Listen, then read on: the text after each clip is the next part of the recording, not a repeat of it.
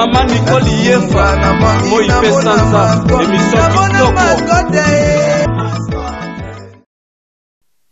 Bote mingi balandi émission na biso tozo kende wapi na sepeli soko kuta na bino na journée ya lelo to na pokwa na lelo ça pas place bozali eza bongo Maman Nicole Moi Sanza o asela kabino émission tozo kende wapi. Émission tozo kende wapi eza émission moko pona changement de mentalité eza ko permettre biso to avancer na kati ya mentalité moko ya malamu na sala kapé série double face. Série double face ezali série oyo naza ko jouer yango ezolakisa biso lisusu ba deuxième personnalité ya batu mususu okomona ye M60 gentil mais abombi elongi mususu ya mabe. Et puis nasalaka série Mama Mungala. Mama Mungala ezali pona e permettre biso mwa ko tia biso mwa ba kolongola biso mwa ba stress. Donc Mama Mungala nasalaka personnalité ya grand-mère oya wuti Afrique azo s'intégrer na Europe. Alors vraiment ils en a bandé ko belé basi ba misani na série double face et puis na Mama Mungala yango naza ko préciser bien na début émission.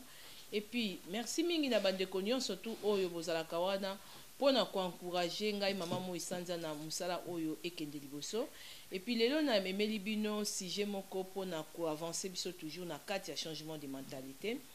Mbongo ya pasi. Sujet oyo ezali vraiment lié na kati ya histoire moko esalami na niveau ya Congo na Kinshasa mais escroquerie wana ewuti na ndenge ya Facebook ya faux profil.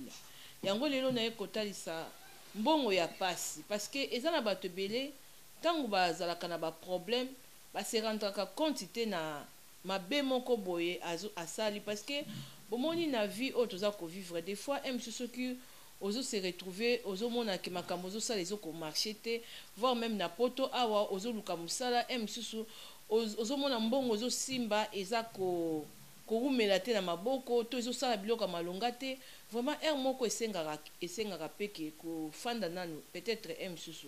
oza na problème moko te to escroquer batu te to ozalaki malhonnête te na vie na yo des fois ba examen de conscience wana ba pe mingi nayebi ke mutu akokosa mutu me akokosa conscience na ye te mais lelo nazo kolobela sire mbongo ya pasi ya mutu comment ndenge nini ekoki ko détruire pe vie ya batu mususu eza na bato ebele balingaka ko escroquer batu facilement ko escroquer eza na bandenge ebele mususu omona mususu ndenge naza na kati ya émission boye nasalaki video moko na Facebook na nga direct ya Moi Sanza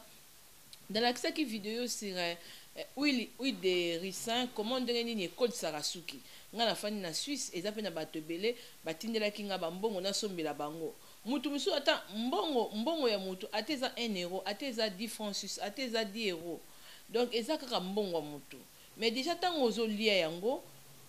à part kobima malhonnête et puis ba malédiction ezolanda ekoki kobloke mutu mususu aza mutu azosambela nzambe azobanga nzambe mususu oescroquer ye okomona justice ekoya nango ya nzambe mais ekozwa nango temps mais mususu mpo okende koescroquer mbongo ya mutu moko asimbaka bakisi to aza na misala mabe automatiquement vie na yo ekozala bloqué tout de suite. Voilà différence ya ndenge nini malédiction mususu ezoyela yo mbala moko briske na mususu poko oya nzambe okozwa frappe na yo malembe bande kolanga mbongo ya mutu ya pasi ezali très dangereux kolia yango et puis ko tia mutu wana na pasi eza na bato belé lelo boni na kati ba vie na bino bozo sentir ba blocage peut-être mususu même na poto awa to boyite biso nyosu mutu akoka azate même ngamu tanzolo ba bino Mama Moi Sanza na koko defelo kwa moto mais il faut conscience nanga et déranger moi moke il faut pendenge za wana tangu na moni kinga zuma koki faut mbongo wana ya batu na libérer yango facilement sans complication. Alors bande kolanga nazo betela bino histoire oyo vraiment peut-être yo oyo lia ka mbongo batu facile que susu ba pesi yo mbongo okomisa to bosali na muninga affaire muninga na pesi yo confiance que aibi que okomemela mbongo na ye susu bozalaki groupe bakaboli muninga na a pesi yo confiance alobi master nanga yo loko oza wana emsu kopo ndenge namonaka kenon Didier Dadi forme sure esimbia emsu azobeta musique na ye emsu mutu mosusu azalaki na besoin na ye apesi nga mbongo napesa ye ngai omona na lie mbongo ya bato ekomi kopesa mbongo ya bato moto abeti musique na ye mais azwi mbongo te to azwaki ndambu le reste ekomi makambo koswana nyonso to wana ezaki malhonnête parce que motoki ya mutu ezali même na Bible nzambe alobaki ke mutu akolia na motoki na ye. Alors tangu otouché motoki ya mutu, alors c'est comme si que o bloqué vie na yo nyonso mobimba ke non makambo eko avancer te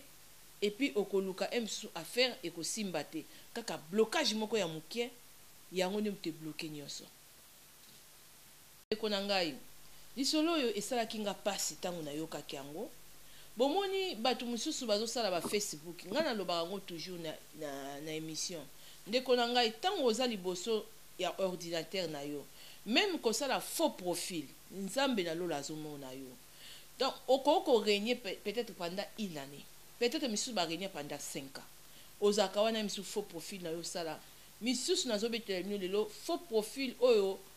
bato belé bazosala ngo misusu bazosala ngo te pona malamu misusu pe basalaka ngo emsobi o compte nanga oyo nayeba banani o balingaka nga na ba o balingaka nga te façon ndeni na kotia ba commentaire. Eza na mwana mwasi moko aza na Afrique amoni photo moko ya mundele iye pa kanisi emsu ke non photo wana ya mundele ya faux profil wana akanisi vraiment ke non eza vrai penda mundele wana nzoka mwana mwasi wana a tombé na escroquerie ya congolais. Asala Facebook ya tie photo ya mundele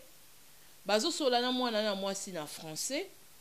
et puis lisusu bazo komana pe na français ke ko sola ko benga na boite mais ko komana siko loko ni se pasaki wana ayibisi mwana wana atindela ye bilamba mwana wana mama na ye azana mama na ye mbongo ya passe soki pe ba defaki bandeko ngana zwi lisolo mais profond kokene nango penya mulai soki pe ba defaki ndeko wana bima mo isanza wana nde toyebi te mwana mbalu wana bisa bina azana ba biloko mona ngina tindela yo tinda kaka mbongo ya agence mwana wana akeyaki kotungisa mama na ye ba soki pe ba defaki mbongo ya bato botala ka Kinshasa ndenge eza kopela $200 wana bazwi mbongo batindi. Et puis apesaki vraiment pe numéro pe na kombo nyonso tu batie pe na Western Union mwana poto a retiré mbongo. Alors tango a retiré mbongo wana sikoyo ekomi sikoyo mwana na zozela biloko ezoya te mbala moko asololi sikoyo na ndeko na bango moko boye na poto expliquer ndeko lobi mais yo ndeni ozotinda mutu azaka na poto azosenga mbongo yo mutu Afrique ozotindele mbongo ese bosola deja ye lobi te tokomanaka kaka ayipesanga numéro na ye ya 0033 mwana wana apesi numéro tanga apesi numéro epa ya ndeko na biso awa na poto ndeko na poto abengi sikoyo ye mutu wana siko azosola sikoyo neti voix ya mundele mais ndeko na biso santaki ke non moni biso to abato amangala ba africain ba congolais mo français na biso eyebana nango kaka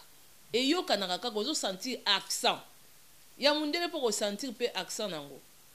obi ke ndeko na mwasi mamo alobeli mba moko bitika kokosa tika oza na mundele te oza africain mona mobali wana kamati telefone akati tant akati ake ko changer ba Facebook na ye a changer ba mot de passe kuto a bloquer ki il faut za compte wana bandeko bo limbisa ndenge ndeko na expliquer nga peut-être dans lobby il faut ezala mais ba lobby a changer ki numéro a changer nini Facebook na ye donc moi na oza na Afrique o atindela ke mbongo ya agence $200 donc Facebook wana soka zo akoti donc ezo laksa ke eza bloqué donc ndeko na biso a bloquer ki compte wana po ndeko wana amona yete na Facebook botala même batu ya poto ba papa na biso surtout biso to yebi même tala na monaki nini émission moko ya mama na biso Irene Masiandoki ya ba correspondant na ye na kin na tindela yenga na WhatsApp na monaki ndeko abetaka kitaka wana en tout cas ndenga azoko expliquer ndenga azai ko koteka mais lelo bandeko na biso mibali ya ba africain ba congolais ya ba ngolais ba to bo comprendre kaka langue mingi ba bimi ba koma comme ba fainéant nazo mélanger te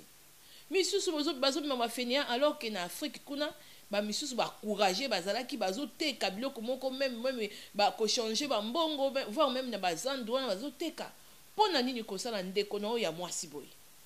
sous $200 wana nde bazo ki peut-être ba défi ba koti ya intérêt yazo mona photo ya mundele njoka ndi zaki mundele te mezaki mutu mwindo ndeko nanga ata kutango vraiment ce que ça sous na situation moko ya passe na niveau ya poto ozo luka mbongo kende kokota sous na niveau ba social ba aide ezali yokutoza na possibilité plus que le kakutu ba ndeko na ya Afrique et bon ko escroquer muninga boy est-ce que vie na yo awa vraiment ekofungwama ata mukanda mama wana na mwana na peut-être na micho yo oyebite o nini bango bazoloba bazo déclarer bandeko nanga mbongo mutu ya passe yango na bandaki même kolobela mbongo ya batu tokoka te biso nyonso toza na mokili même toza na kati ya décembre ndeko ata mutu wana apesaka yo mbongo memile bana na ye okoki te emsu mbongo wana utiliza ozaka na poto essayer kosala arrangement accepter yango ke non nazwaki mutoki ya moto au moins malédiction ekozwa yo te eloko nyonso to soki oboyi yango mais yo lie mutoki ya moto mais okomi siko kocritiquer to okomi koboya kotia na nko ndeko nanga omata okita oza na couloir ya malédiction. Alors tokomi na décembre histoire o esalaki nga pasi koyoka ke non moto afandaka na poto asali faux profil atie photo ya mundele po kaka anarke batu bandeko basi baza na na Afrique et puis bandeko nanga obozaka na Afrique parce que mission o tozokende wa bandeko misu bazotala ngo même na Afrique bandeko même oboza na poto ebele même pe baza na poto awa bazoko se faire escroquer likola ba Facebook oyo muto yebite nga loba ngo toujours kotika ka bakopesa ba coordonnées nyonso te faut azala moto pe mabosola kana ye et puis vraiment oso mesani vraiment zo yeba ke moto azaboye vie photo ba ko batela ngo et puis ba parents oyo bandeko bozala bandiko na million na Afrique boye ba ko conseiller bango basalaka très attention na ba Facebook parce que surtout bato o baza na poto wa bango de bazoka ton mingi ya kofanda kosolaka po mutu Afrique eza mwa passe na komi nanga na suka pona koloba ke non bandeko nanga to ça très attention na mitoki ya bato ezala nyongo nga moko ndeko la bino mwasi na zao na kokate na mobali nanga to soka ba mbongo bato mais tozalaka toujours na conscience wana et puis volonté wana ya ko se soucier premièrement kozongisa oyo mutu pe apesaki yo pona efungulaka toujours ba porte. Merci beaucoup. Bah, bonne fête na bino surtout. En tout cas, merci beaucoup papa Camille. Yemoko na benga ke mon patron parce que tala kaka ba image na kata tozo kende wapi parce que yemoko azoma solo na maboko na ye. Alors azo pesa biso toujours ba image ya malamu ba émission kitoko et puis ba musala ezo mataka toujours ba progrès et puis na bosani susciter lumière nzambe de Switzerland à GoProd. Donc yo pe na kati ya misala oyo oza toujours wana pona ko sepelisa ba image na bosani lisusu te boze belé bato oyo bapesaka biso bilili studio plus papa lodi musala malamu toujours continuer na 2018 studio plus na kati ya Yverdon partout na Switzerland baza ko sepela et puis na journaliste na yo la noblesse Maria me ba bonne fête na yo et na bosani lisusu te ko présenter bino service na biso. Tant on a zolo babiso maman Ridi na na confiance na ye parce que azo sala biso musala malamu ndeko nanga ozana na ozo organiser anniversaire mariage baptême même nini ba soirée mususu même na ndaku ozana besoin même gâteau emporté même na ndaku maman Ridi ekofo afandi bongo na Yverdon ana na service na ye service traiteur na maman Julie Ekofo motema ya Vicky garçon propre de Switzerland. Donc baza na service moko ya malamu vraiment baza kolamba kitoko tala kaka bangala vraiment na bosani lisusu te bambote mingi et puis ba bonne fête na mon frère Alphonse Masakuba motema ya patience et na bosanité maman na biso FMI talaka yo maman Henriette